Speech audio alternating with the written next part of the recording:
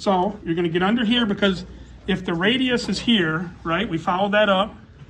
So if I turn it into a little bit of a neutral kind of pronation, supination, now the radius is obviously facing up. Where's the ulnar? Down below. So you always just go kind of to the wrist. It's easy to tell. So I'm just going to grab below the joint here, okay? I don't want to stabilize up here anymore because we're not messing with that joint.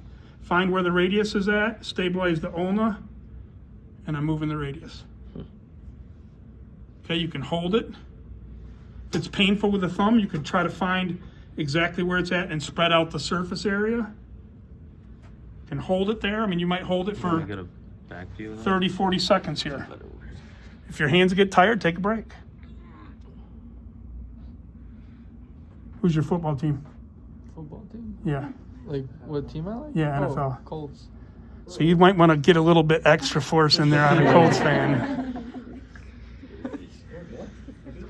All right? Make sense? Oh, no, I thought he was...